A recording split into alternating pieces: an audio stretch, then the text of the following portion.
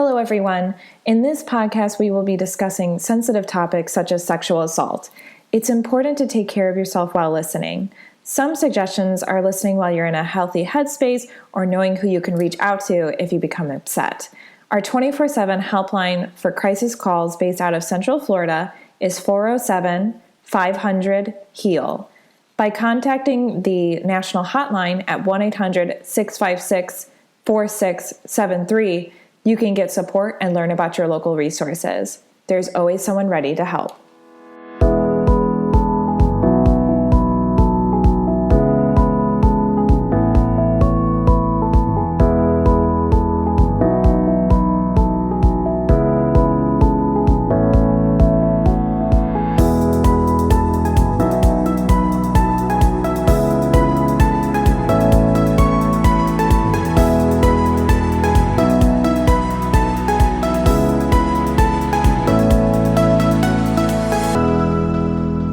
Welcome to the Victim Service Center podcast. Here we sit down with professionals that serve survivors and victims of trauma, or those who've experienced violence, and have conversations about social issues. This week, we are talking about child sex trafficking. My name is Emilie Mitchell. My pronouns are she, her, and I am the education coordinator at the Victim Service Center of Central Florida. With me today, I have Tomas J Lares. Tomas uses he, him pronouns and is the founder and president of United Abolitionists, formerly Florida Abolitionist Incorporated, an anti-human trafficking organization that networks, facilitates, and creates preventative and restorative solutions to ending modern-day slavery. Tomas is also the co-founder and former chairman of the Greater Orlando Human Trafficking Task Force, Incorporated, which is now known as the Central Florida Human Trafficking Task Force, and has 31 years of human services experience at the local, state, and national level, managing and starting nonprofit and public advocacy initiatives. So Tomas, thank you so much for being here today. Thank you for having me, Emily. I'm excited to have this conversation. And I also have joining me Jenny Castaneda. Jenny uses she, her pronouns and has been a victim advocate with the Office of the State Attorney for 9 years. She is currently assigned to the Human Trafficking Unit at the Metropolitan Bureau of Investigation. She graduated from the University of Central Florida in 2012 with a bachelor's degree in psychology and a certificate in victim advocacy. During her time as an advocate, her focus has been on domestic violence and sex crimes cases. Jenny has also worked with an array of victims, including victims of felony crimes and the families of victims of homicide. So Jenny, thank you as well for joining us on the podcast. Thank you. Thank you so much for having me. Thank you again. I'm really excited. This is a really important topic. As a brief introduction on this podcast, we talk a lot about different trauma and violence people experience, and human trafficking is no different. So the VSC, being the Rape Crisis Center for Orange, Seminole, and Osceola counties, we work with a lot of survivors of sexual assault and sexual violence, and some of those survivors may also have experienced human trafficking. Human trafficking not only happens in the US and across the world, of course, but is also extremely rampant in Central Florida. Specifically, according to the Orlando Sentinel, Orlando actually ranks third in the nation, just behind Washington, D.C. and Atlanta for human trafficking hotline calls if you take into account its population size, which actually puts it ahead of places like Miami and L.A., which I think is really surprising. Human trafficking is also such a complex issue with different types. So today we are going to be focusing specifically on child sex trafficking, what puts places like Orlando specifically at risk for human trafficking, common misconceptions about this issue, how it is being addressed in Central Florida, and ways we can get more involved to help end human trafficking. So with that, to start off, could you tell me a little bit about your roles and how you work together? Well, my role with the Metropolitan Bureau of Investigation as a victim advocate is to respond with law enforcement on scene when we receive any tips from the hotline or local law enforcement about a potential human trafficking victim in the area. So I go out with the agent assigned and I provide information about resources available in the community.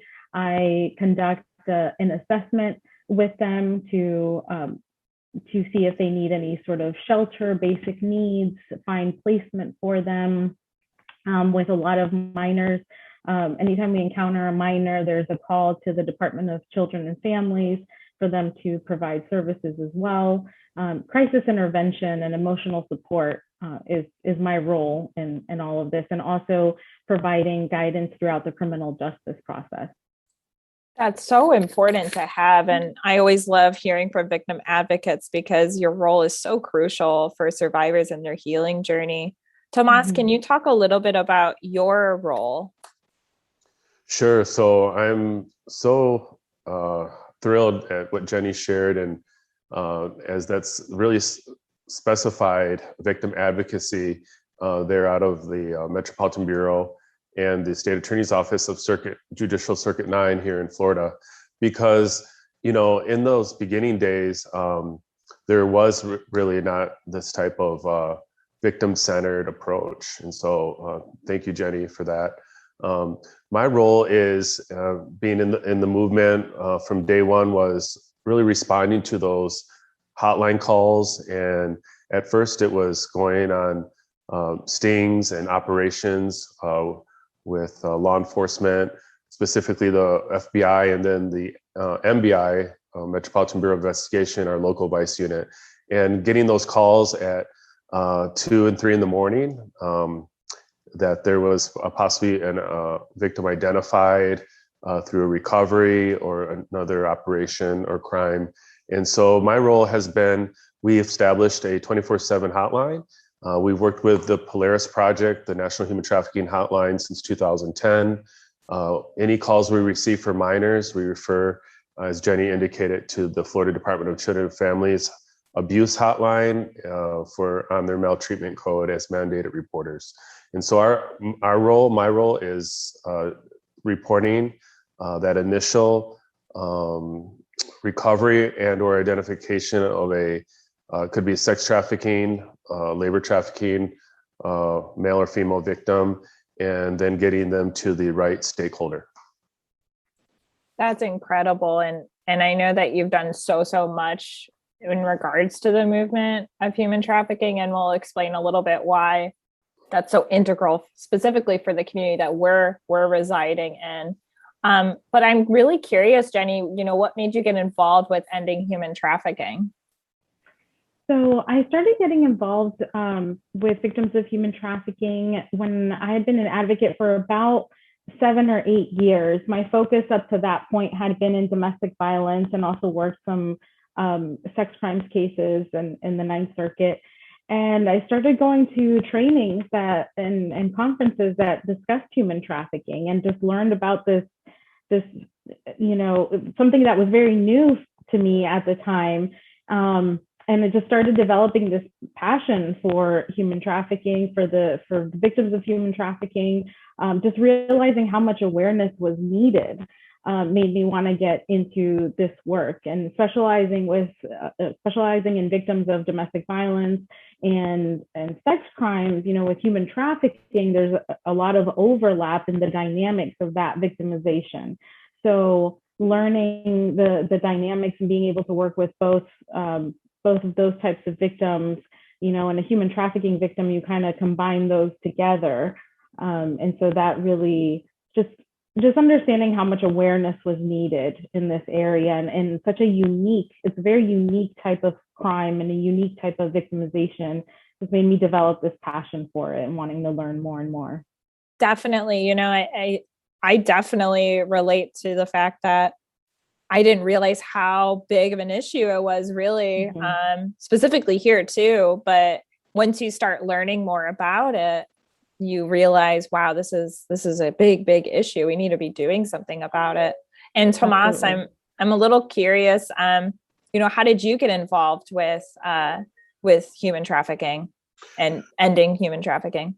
Sure. So for many years, I was involved in child welfare and the prevention of child abuse. And in 2004, on a trip to Washington, D.C., after a federal grant we received through the United Way, I was invited to, at that time, U.S. Senator Sam Brownback from Kansas weekly staff meeting. And this was July of 2004. And so he was introducing his staff, coincidentally, that day to the issue of human trafficking. And you can imagine the awareness or consciousness in 2004 on the issue was very little. If anything, we thought it was just overseas, right over there, and not here in our own backyard. And so that day, hearing about the Trafficking in Persons report that our State Department issues every June. So that was the 2004 edition.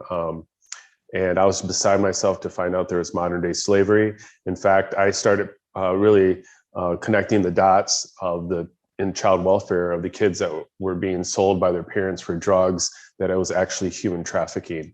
And so I came back to Central Florida in that time and found that we were one of the leading states with the first case, the United States versus TECOM in 1999, which helped establish the Trafficking Victims Protection Act of 2000, and invited that victim advocate, the sheriff of Collier County, and Professor Terry Coonan to one of our first seminars here in Central Florida. And that was the beginning of my journey. That's incredible. I think that what you said is absolutely true. We have this idea that it's, happening over there, which would be bad enough. But I think that us realizing, oh, wow, it's actually happening here. And you brought up a good point where, we maybe as a society don't even know what is human trafficking. So how would you define human trafficking, and are there different types, and what are the types? So I would just say, first of all, that, as you know, Emily, in working with sexual assault victims, it's kind of the same. I see that history, right, repeats itself, where what we thought of sexual assault victims years ago, right, that what did you do to provoke him, right? And that was such an inappropriate question of being raped, right? What did you do? Or of domestic violence, right? What did you do to provoke him? And there was such a misunderstanding of those issues. And so with human trafficking, there still is. And there needs to be a lot of education that person does not choose to be victimized or exploited, right? Even if it doesn't matter if they voluntarily went to a strip club to strip, they went to strip at a strip club not to be raped brutally and controlled in force, fraud, and coercion. And so just that understanding and those layers, right, of vulnerability, exploitation, and understanding that, I think, is the first step to knowing what human trafficking looks like here. Definitely. Thank you for shedding light on that. Yeah, that those victim blaming questions are absolutely inappropriate and really harmful to survivors.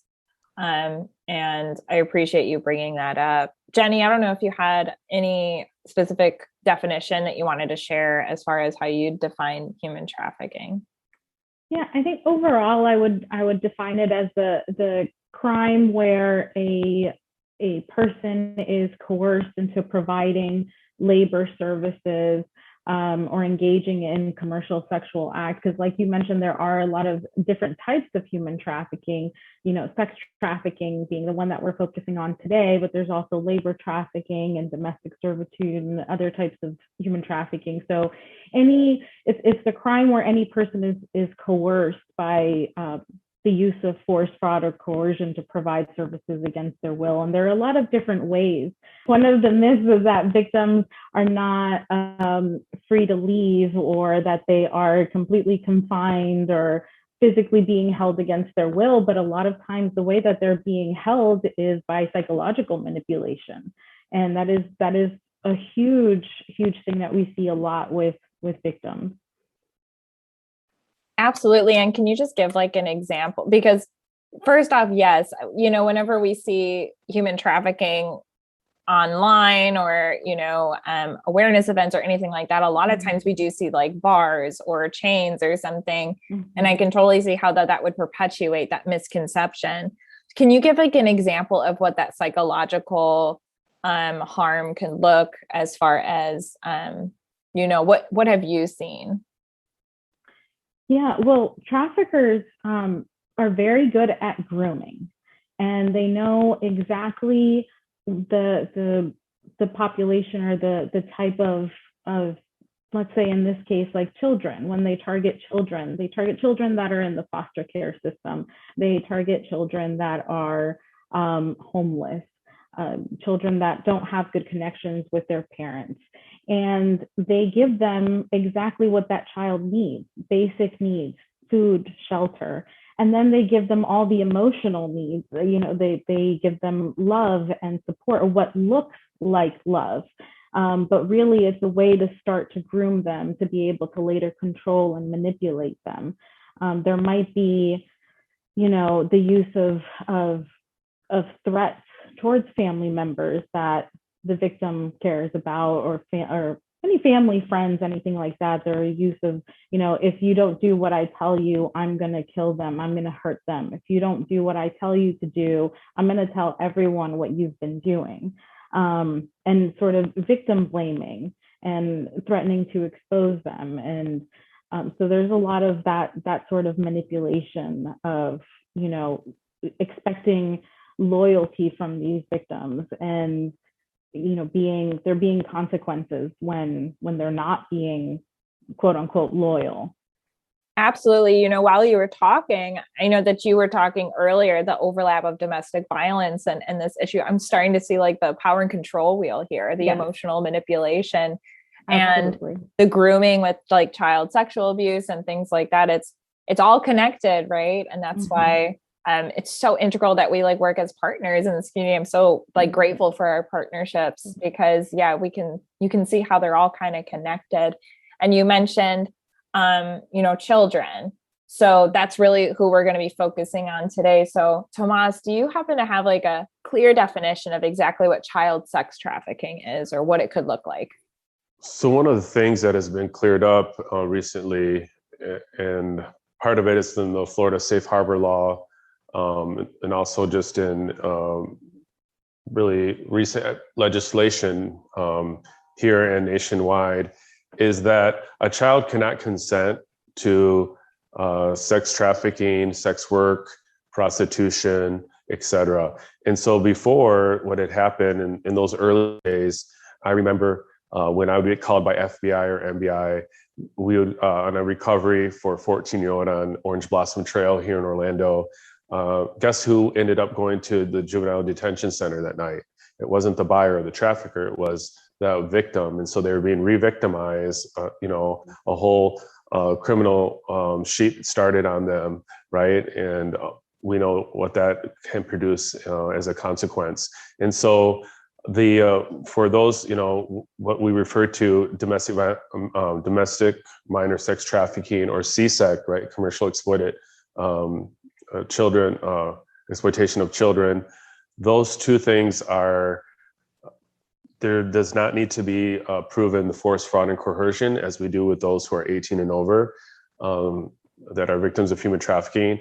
Just the fact that they were being exploited in sex trafficking, for example, they're automatically a victim of human trafficking. So it could be parents selling their kids for drugs, a pimp prostituting someone, or exploiting them online, etc.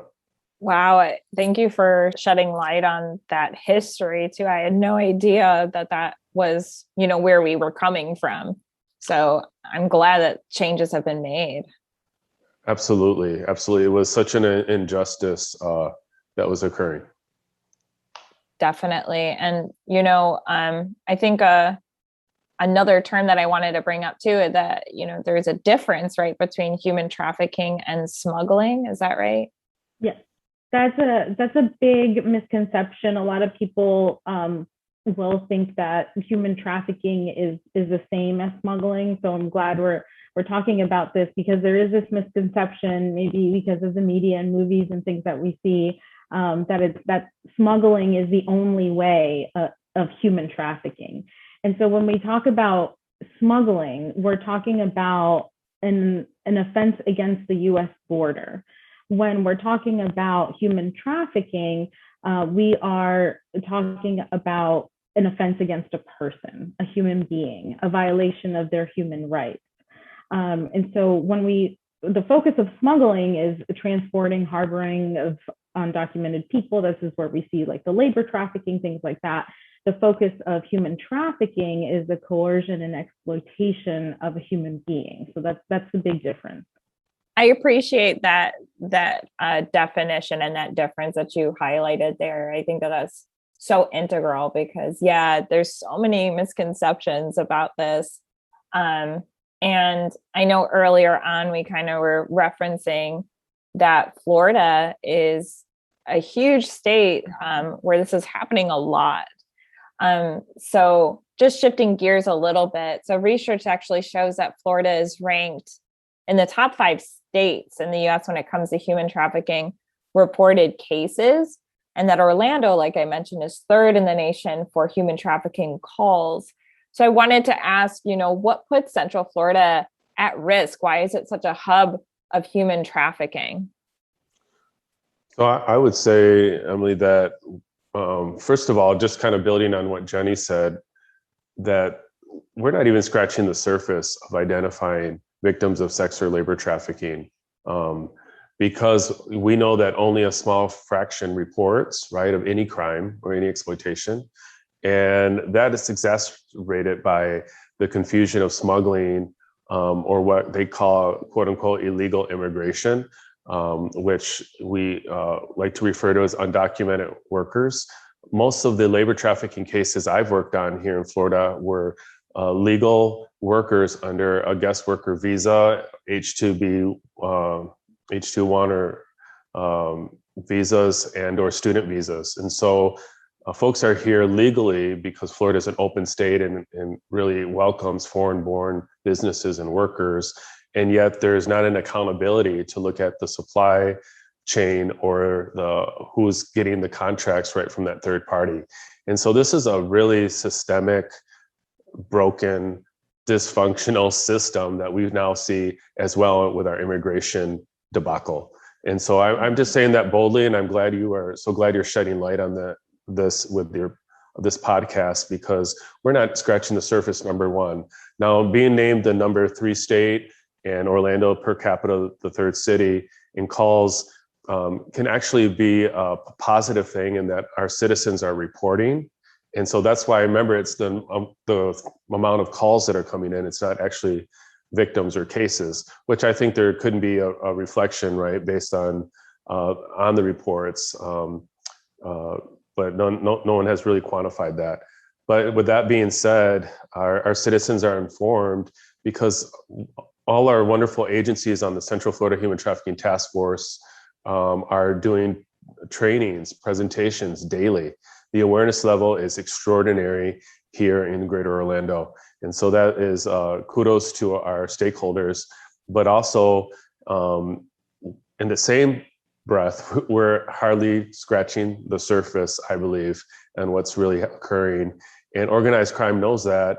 And unfortunately, politically, certain political persons and parties are using this to create confusion about immigration and or smuggling or foreign workers, when really they are the victims. Just like I just gave the example of the minor really being the victim before the law was corrected.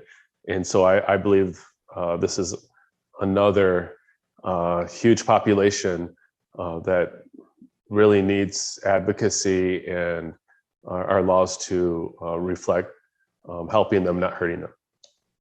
That is such an important point. I'm so glad you brought that up, Tomas, that, whenever we share any kind of stats, even in sexual assault cases too, it's just reported numbers. So this is just what we know. And we know things like sexual violence is one of the most underreported crimes. And there's a lot of reasons why survivors don't come forward. Lots of different barriers, fear of not being believed, fear of being blamed for it. And you mentioned that, I think that that's a really good point too, that there could just be more awareness of human trafficking in Florida specifically. And that is definitely based on the work that our partners are doing and what you're doing and what you're doing, Jenny. But I also am curious, you mentioned when people call into the hotline, it sounds like most of the time, is it, a referral, like someone noticing something and then they're like calling in with a tip, or is it survivors calling the hotline? So in the last, I would say 4 to 5 years, we've had more and more survivors calling. Word has gotten on the streets or in the jails or in their community, their circle, that there's help. And so that's another huge positive, fact for the advocacy that's occurring within our agencies. But the awareness, part of the positive thing on the awareness too, is a lot of folks give the 888-3737-888 number, which is the National Human Trafficking Hotline. And also we encourage, if it's a minor, to the 1-800-96-ABUSE hotline in Florida. And so with that going around everywhere, I think that's why there's an increase in the calls, but it is from, emergency rooms, hotel staff, other frontline workers, right? Of course, law enforcement that are calling in, but also more and more survivors as well. Got it. Okay. That makes a lot of sense. And it's great that people from all sides are kind of stepping in and being active bystanders. And also survivors are able to get connected as well. That's great news. Jenny, I wanted to ask you, are there certain characteristics of Orlando or Central Florida that may be a reason why, and again, we don't know why there's an increase. It could be just people are more informed, but could there possibly be certain characteristics of Central Florida that might make it more at risk? Yeah, absolutely. Our tourism is, great for the economy, but it also brings in it drives up the demand for sex trafficking. And so some of the times where we see a lot of these calls, an increase in hotline calls or in law enforcement calls, is when in Central Florida, we host a lot of large conferences, a lot of large sporting events, and those events really drive up the demand for sex trafficking. And so, and that's also one of the times where sometimes we see victims that don't want to report to law enforcement. I'm sure that there's so much more than there's some that report, and then there's just a large amount of trafficking that happens during those events that go unreported because those victims are brought in from other states, and sometimes they just want to go back home. They don't want to deal with this. They don't want to report. They're not able to get away from their trafficker long enough to report, and they're in an unknown place because they're not from here. So they don't know about the resources that are here. They don't know how the state handles these kinds of cases. So tourism is a big contributor to why Central Florida is ranked so high. That makes a lot of sense. And I know, Tomas, you've been doing some work as far as, when there's a big event or something that, can you tell me a little bit about what you do for your work as far as preparing for those big events? Sure. And if I could just say too, Emilie, that, part of that reporting, and I think that underreporting that we're talking about today, just to give your audience just an example, quick example, an idea, and then I'll answer your question, I promise, is that look at the Jeffrey Epstein case, right? It was so blatant. There's so many facts and witnesses and survivors, and yet look at the muddle and the circus and just the whole thing that this has become, right? And so the victim blaming, right? And that's huge. And so I just wanted to bring that out because people can really relate and have connected to the Jeffrey Epstein case.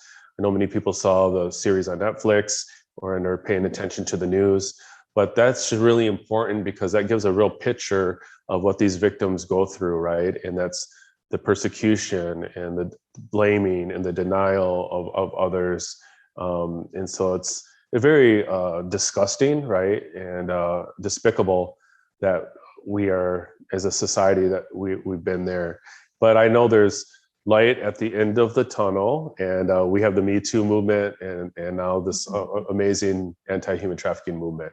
So I just wanted to get that out of my system, and I will answer the next question if you can please repeat it. No, I really appreciate you brought that up, because I think that is so true, that is a great, I feel like it brought up a lot of awareness of what it can look like and what the survivors do go through, like you mentioned, and also how big the system is too, and how we can kind of come together like the light at the end of the tunnel and kind of address it.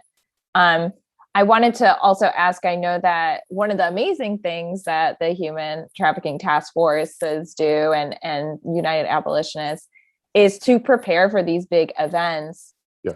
When they occur in Florida, because we're a tourist place. That makes sense. So what are some of those things that y'all do? Great. So, I had the privilege of being on the first task force against human trafficking in a sporting event in the country, if not the world. And that was the Super Bowl Tampa in 2009. And so that was the first time anybody had done something at a sporting event. And so we created a task force, and we started to law enforcement and vice units were looking at that time's Craigslist was the big adult services before Backpage. And so that was being tracked of how the increase of Craigslist personal or really sex ads were skyrocketed in the Tampa Bay area right before the Super Bowl. And so that was documented. But also we, as a community of advocates, we went to all the businesses around the Super Bowl stadium there in Tampa, to the restaurants, hotels, and the adult venues, because there's a lot of strip clubs there. And we educated them on what is human trafficking, what hotline to call, and also did a missing persons, specifically children in that zip code, posters and flyers for them to post. And so that we began that real awareness, right, that it's happening at a sporting event or a big gathering. And so since that time, we've educated hundreds of hospitality businesses here in Central Florida, to the point where we started a program at the UCF Rosen College of Hospitality for this future hospitality leaders to go through 3 courses before they graduate there. And so that was launched. We also have a specific curriculum for the hospitality industry that we do in person at Rosen College. And next year it'll be offered online as well, on demand. And so it's critical that we, as Jenny had mentioned, that Florida is a tourist destination. And unfortunately, with a lot of the good fans or families come those rotten apples, right? So we have to address it, and it could be a convention, it could be a sporting event, it could be any type of large festival that folks come in that want to be involved with nefarious crimes. So that kind of give it a history is the importance of it. And we know this is global, right? Because the tourism, sports, entertainment is just going to continue to grow. Absolutely. And I appreciate you shedding light on that. And also that's incredible. The education, I think, that really can empower people to, anyone can step in and kind of be that active bystander to help prevent it, see it, and make sure that, the survivors get the help that they need. Because like you mentioned, it could be, difficult to get away from their abuser. And so getting them connected to the right resources is so important. Jenny, I was wondering, do you know what type of human trafficking is actually the most common here in Central Florida? I would say sex trafficking. That's maybe that's the only part that I work with. Maybe Tomas, you have a different opinion on that, because the victims that I work with are strictly sex trafficking, but that does seem to be the most common here in Central Florida. Yeah, I think we think a lot about labor trafficking, but is that correct, Tomas, that sex trafficking is the most common here? It is based on the calls and reports and cases, but again, because it's so underreported with labor trafficking, for example, and I think you really hit the root of it today, Emily, in that it's being confused with smuggling and quote unquote illegal immigration. And so, those are just illegal people, right? It's almost like they deserve to be exploited and punished. They're here illegally.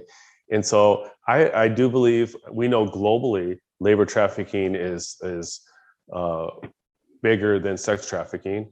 But here in Florida, we really don't know because so many are in the shadows. They don't want law enforcement involvement, right? Which would be Homeland Security mainly, or the FBI for those foreign workers specifically. And I just think in labor, even the child labor that occurs, there's bogus sales traveling crew here in Central Florida that's been exploiting minors for a long time. And, the way they get around that is they have a fake nonprofit. The kids, they buy dollar store items that go to house and asking for donations because they're going to get a scholarship or their dream trip to Disney or Universal. And it's actually, these criminals are actually exploiting these kids. They get the parents or the guardian to sign a permission slip so they can do it after school or during the summer. So when it went to any of our courts, the judge said, well, the parents gave consent and they're just, it's kind of like the after school Boy Scouts or Girl Scouts, right? Selling cookies.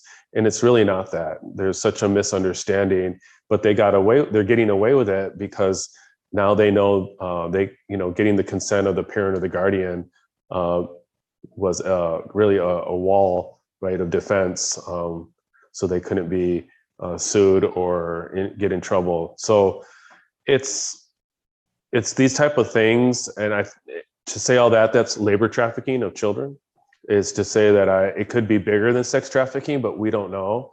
I think what we do know is that there is a demand for sex trafficking of minors and adults, and that's what we're seeing here in Florida.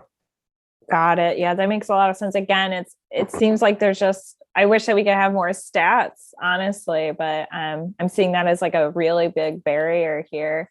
I think we were talking a lot about misinformation and misconceptions. Is there a spreading of this misinformation of what human trafficking looks like? Like you mentioned, Jenny, a lot of times people think of it as like physically constrained, but actually it could be a psychological control. I'd like to kind of know, like, what is the reality? We talked about Jeffrey Epstein. I don't know if there's anything else, but what does it really look like? And how is the media furthering this misconception? How can we stop this spread? Yeah, the Metropolitan Bureau of Investigation does a lot of presentations, some of the presentations that Tomas was talking about. And in these presentations, we always like to mention the movie Taken, because it is the movie that people, I think, first learned about, what the term human trafficking. And it was a great movie and great actors, but it left people with this misconception of what human trafficking actually looks like and where it happens. It portrayed human trafficking across, overseas. And when really this happens right in our own backyard. And something that we had talked about a little bit before is just sort of changing the narrative of, for the longest time, we just talked about prostitution and just women being prostitutes. And saying, well, it was considered a victimless crime. There was it was something that happened between two consenting adults, and there was no harm done. There was, sort of the assumption that the victim wanted to do what they were doing.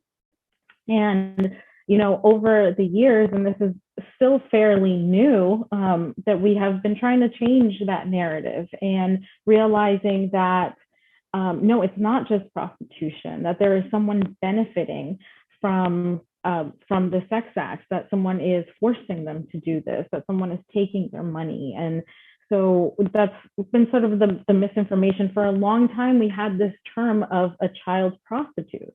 And now we know that there is no such thing as child prostitutes.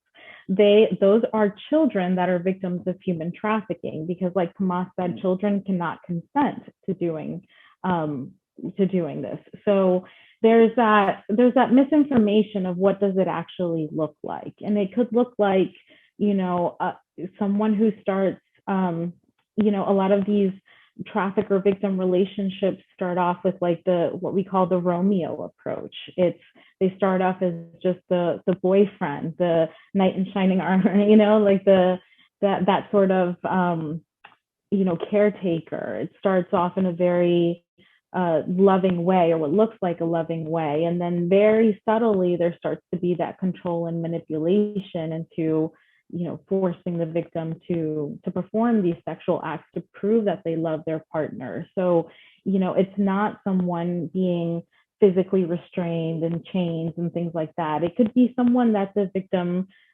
is in a relationship with. They could be trafficked by their partner. I think that's such a great point. And I think that particular example really drives home what it can look like. I know that it can happen like within families and things like that too. I think that when I hear about human trafficking, it's almost like, be careful, someone might, take you away right off the streets. Is that like a common misconception too?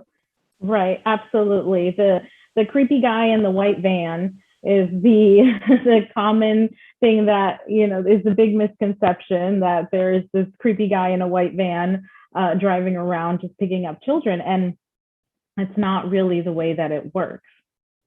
Not to say that kidnapping couldn't be a part of it in some cases, but it is very rare. It's mainly with the control and the manipulation and the grooming process. So it's a little bit different than what people think.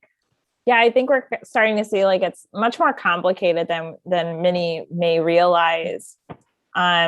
It reminds me of just like with sexual assault. We have this idea that, again, most of the time it happens with strangers. Not the case. 8 out of 10 times it's someone the survivor actually knows.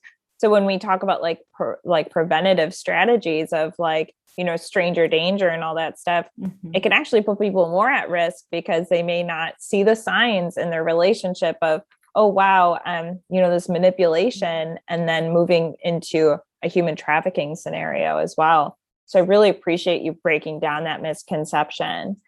Remaining confidential, of course, Tomas, would you be able to share some, case studies that you'd like to uplift to kind of highlight some of the common forms of child sex trafficking? Well, I remember a case here in Central Florida that MBI actually investigated. And in those early days, I don't know if you knew this, Jenny, but I was the first advocate at MBI. I didn't know that. So it wasn't, it was a very special arrangement because I was not hired by any of the entities on the payroll of MBI. We had, I was the first law enforcement person to be a part of that, and it was a very unique situation. But and I had my badge and the parking and that private parking downtown, and all that fun stuff. So with that, we had I worked close with, at that time, Sergeant Patrick Gukin, and he did so many cases, but I'll never forget one of the cases where he recovered a 14-year-old and that was actually being chained to the bathroom. And so this was, again, like Jenny said, a very rare where they're actually chained, or that's just a small percentage. Yes, there are kidnappings. Yes, people are chained, but it's a very small percentage of what we see in the whole umbrella of human trafficking. But this particular girl was, and she actually escaped naked into a neighborhood, and thank goodness a neighbor let her in. But I'll never forget that case because, she's just a little girl, right? And just to see her when she was not in her makeup or the adult clothes, that little girl. And at the time that U.S. Courts case, it was, a federal case. And just to see how the transformation of her, and she was staying at one of our safe houses for minors here in Central Florida, and her favorite team was the Magic. So we got them all the players to sign a basketball for her. And so those were little things that seem, but they're huge, right, to that child. And so that trafficker ended up getting, I believe, 12 years, which was not enough for exploiting her. And there was a bunch of folks involved. And a lot of times too, Emilie, that people don't realize the person who drove the car, right, who recruited, who harbored, all those are in the law of being considered part of the trafficking crime and are convicted and sentenced. And so there was a whole group of them, and they all got different years. But, just to walking through that case was, every case is, how do you say it? It leaves an impression, but particularly this case of this, little girl literally chained to a bathroom and just let out to have sex with the Johns or the Byers, really left a huge life-changing impression on me. Absolutely. I really appreciate you sharing that. That's absolutely heartbreaking. I'm really glad that she was able to get the help that she needed. And it's just, again, shocking that this happens at all, let alone like in our backyard, like you mentioned. I think one of the things that we can do, like you mentioned, as far as education, you work with hospitality individuals and other individuals, in the tourism industry and beyond, is for education, right? To see the signs of that a child might be experiencing sex trafficking. So what are some of those signs, and what can we do as, concerned citizens if we see them? I think school officials are so important. Teachers and just in general, school officials are so important because they are most likely the ones that are going to first see any sort of signs. If for some reason, parents haven't been able to detect any of the signs, school officials would be ones that would. And so any changes in school attendance, a lot of these kids are missing a lot of school. So that is a big red flag, is just not showing up to school. Or when they show up to school, their appearance has changed. There could be signs of physical abuse, unexplained injuries, things like that the child doesn't want to talk about. Sometimes one of the signs is that they start showing up with things that a child cannot afford on their own, like expensive purses or cell phones or, prepaid Visa cards, things like that, where we should be wondering, where did this child get the money to get that stuff from? And that is most likely things that the trafficker is using in the grooming process. There could be, new tattoos as a way of branding a victim that belongs to a particular trafficker. There are certain tattoos that they want their victims to get as a show, to brand them. There could be, just a change in behavior overall is a big red flag.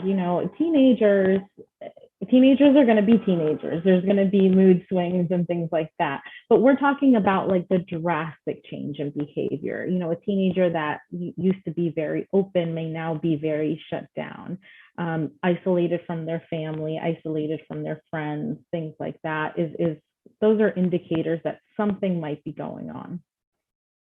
Definitely. I appreciate you saying that. It's very similar to when we talk about prevention for child sexual abuse in general, where, seeing these big, severe changes, like you mentioned, maybe a straight A student is now flunking and not showing up to class, things like that. Right. With that, if someone does see these signs, what can they do? Should they call a helpline? How can they approach the child? Yeah, absolutely. They can start the conversation with the child, and keeping those lines of communication open is a big helpful thing to do for kids, just so that they know that they have someone to talk to, not approaching a child in a very non-judgmental way can be very helpful. But yes, teachers are mandatory reporters, so making a call to the Department of Children and Families is a must. Anyone can make that call. Anyone that comes across a child that they suspect some sort of human trafficking happening or any sort of abuse happening can call the Department of Children and Families and make a report. They can call the hotline and make a report as well, so that those get to the appropriate law enforcement agencies of where the child resides, and then we can investigate and provide services. That's awesome. Yeah, I appreciate you saying that anyone can do that, because really, that's what really being an active bystander is all about. We all should be empowered to step in if we're noticing something. Right. But with that, if we do want to help, is there anything that we should be mindful of to avoid making things maybe more dangerous for that child? Or is that not a misconception too? I would just say, to let law enforcement do their part. Sometimes we get people that want to get involved or get justice for themselves or take charge of an investigation. And really, the best thing that anyone can do is just report to the appropriate agencies and let law enforcement do their part to safely remove that child. DCF has protocols and procedures to safely remove a child from a situation. Law enforcement does too. So to let the people who are trained to do this do that job. Definitely. Yeah, that makes complete sense. Mm-hmm. Tomas, we talked a little bit earlier about reporting and some barriers that survivors may face. Do you have any other specific barriers that you want to kind of highlight as far as, when it comes to reporting or seeking help? I think that that's why training is so important too, especially first responders, law enforcement, or any professionals, because that the time that they may see somebody who they either want to self-identify and or there's suspicion of trafficking, calling the correct stakeholders, again, for minors in Florida, we call Department of Children and Families hotline, but I think a lot of times it's not seamless enough.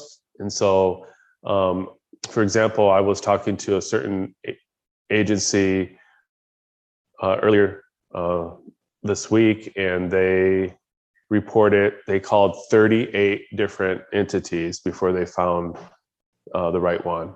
And so because of the high turnover, right, and all the different departments and agencies, training needs to be ongoing, training needs to be intentional, training needs to be mandatory, in my opinion, because that is not acceptable. A lot of these survivors are not going to wait, 2 hours on a phone so that you can find the right person to help them. And so these are barriers. And so that training, that first response, calling, the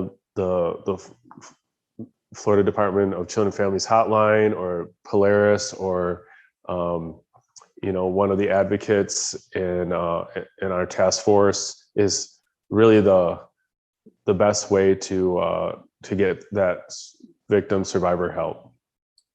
Definitely. And just to kind of highlight the training that you already kind of mentioned, working with people in the hospitality industry and law enforcement, of course, and all of that. And as far as talking about signs and next steps, we have a first responders training for sexual violence, for example, who to talk to, what's the next step, because coming at it from a survivor lens, waiting 2 hours to get connected to the right person, that's just not realistic. That's awful. And no one, again, we talked earlier about re-victimization and all of that. So it's super integral. I love, thank you so much what you both do as far as educating, the Central Florida community and beyond, as well as, the amazing efforts that you're doing in Central Florida. I think we've highlighted those as well.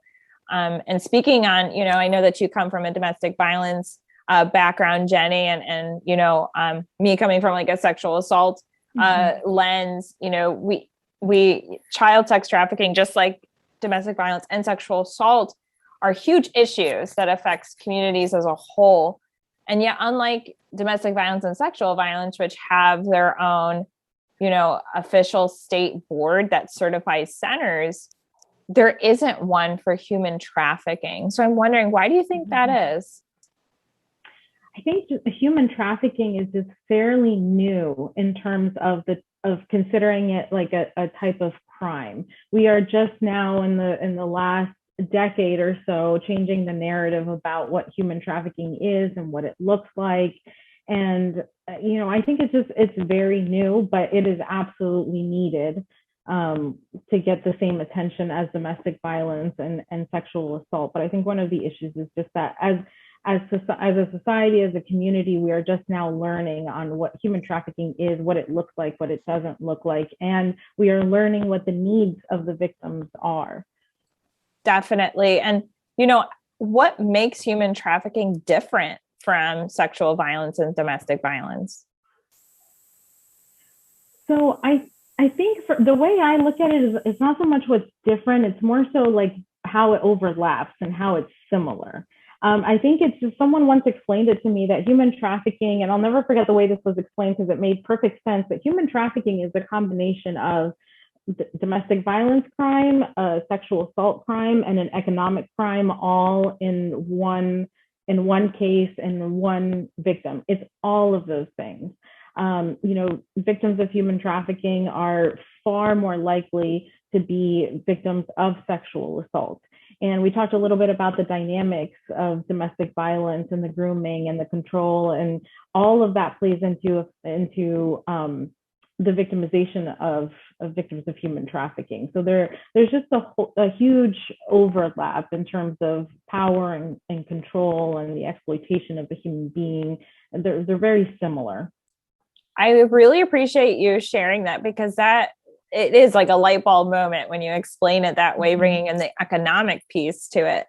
That is so important. And that really kind of helps us better understand this particular crime. And you mentioned we're just learning about the needs of survivors of human trafficking. And so I'd like to ask, what are those needs and what are those services out there for survivors that are helping meet these needs for survivors? Sure. So there is resources, but they're very limited, and that's why we really try to focus on victims of human trafficking. Right? We get a lot of calls on the hotline for those that are sexual assault, domestic violence, and/or child abuse, and so we refer them as soon as we are able to do a short assessment to those hotlines, right? So I've here in Orlando, Harbor House, Victim Service Center, and/or the Department of Children and Families. And so those resources are limited. And, for example, one of the things we started 9 years ago was a recovery backpack drive. And so when we were going out on those stings on OBT and iDrive, we knew that sometimes they only had the clothes on their back, right, when they would get out of a situation. And so we started backpacks with hygiene, basic needs, clothes, and just really wanted to give them something, whether they were going, somewhere temporary or a shelter, to have something, right, for their own dignity and hygiene. And so that is very popular. It's been going on for 9 years. It continues to grow. We give those out to law enforcement agencies, child welfare, and other frontline workers. So the resources are, as we were just doing this podcast, I got two messages, one from a survivor and one from a survivor leader needing resources. And that's very common, where I'll get 5 to 10 a day requests through United Abolitionists for something that the survivor needs. It could be a recovery, or it can be ongoing. And so we tapped into our faith communities, our many businesses that want to give back. And so we've never really had to pay for a backpack. Somebody has donated it, a gift card, an Uber, a Lyft ride, for example. And we just continue to build on those community resources. And that's where the community, I think, Emilie, can really come in, whether it's a church, a synagogue, a mosque, or a civic group, is they may not be on the front lines like myself or Jenny or law enforcement are, but they can give that backpack, that gift card, that counseling stipend, right, for that survivor. I'm so glad that you brought that up, because I think as I'm listening to this, and I'm sure as many people are listening to this, they're like, what can I do? How can I help? So if they want to get involved, where can they go, and how can they make those donations, or where can they learn more about human trafficking? Sure. So we've been able to be a real resource to NBI and the state attorney's office and some of the other governmental agencies, because they can't give survivors gifts, right? They'll be eaten alive in if there's a court case from the defense. And so we are able to be that entity. And so anytime one of these agencies needs something, they call us at United Abolitionists. People go to our stophumantrafficking.com website or reach out to us on social media. And we are, if we have it, we will give it. If we don't, we'll find a resource or have a generous donor work directly with that agency.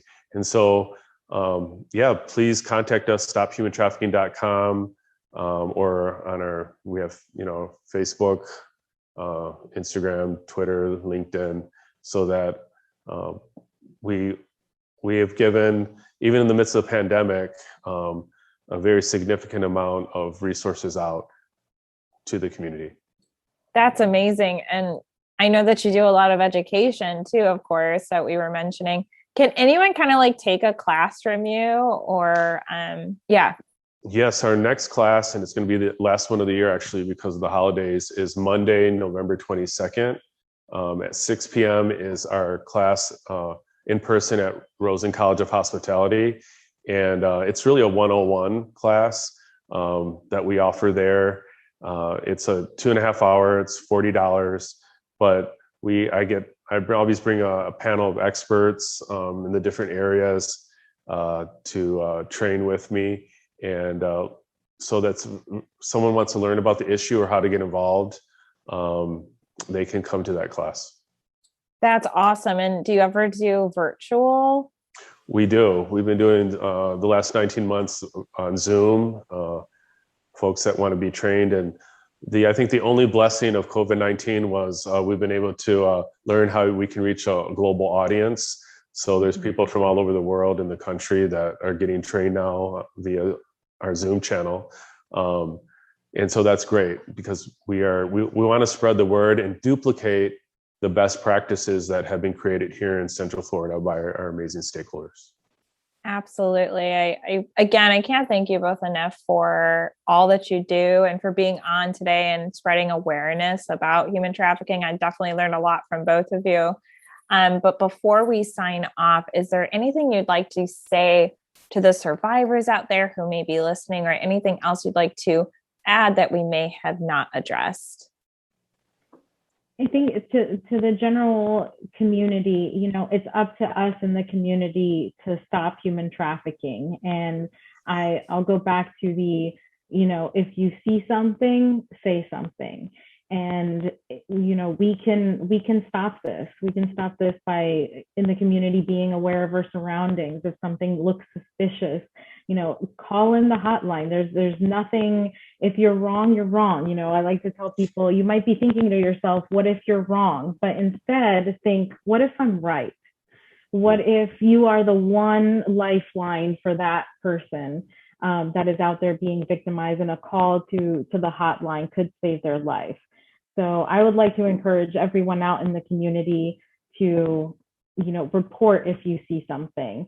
And to the survivors, I'd like to tell every survivor that is out there that you are incredibly brave, and we are here for you for whenever you are ready for resources or to report to law enforcement. There is an army of people out here in the community waiting to help you. Thank you so much, Jenny. I love that. Absolutely. And Tomas, is there anything else that you'd like to add on top of that? Sure, that kind of really to reiterate that there's nothing too small or shameful, right, to reach out for help. And I think sometimes we either think maybe somebody's reporting suspicious activity, maybe I'm exaggerating, but I'd rather have you be cautious, right, and wrong, versus possibly somebody being helped that was needed that call or that report. And so please report, and you can be anonymous too. I know in that reporting, please stay out of harm's way. As Jenny said, let law enforcement be law enforcement. We a lot of times say, hey, maybe get a description and of the persons, maybe a license tag number if you are able to capture that, but always stay out of harm's way. We don't want anyone to be hurt. Definitely. And I will be putting the phone numbers in the comments here so that people have them.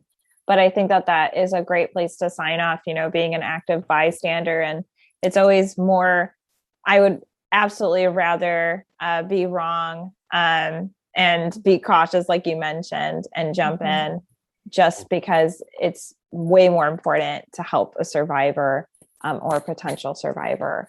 So thank you so much, both of you, for talking with me today. And thank you for listening to the Victim Service Center podcast.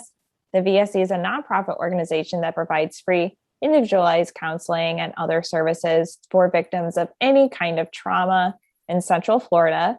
To learn more about our services, please visit victimservicecenter.org. And to everyone listening, healing is not linear and you are not alone. And thank you so much, Jenny and Tomas, for joining me today.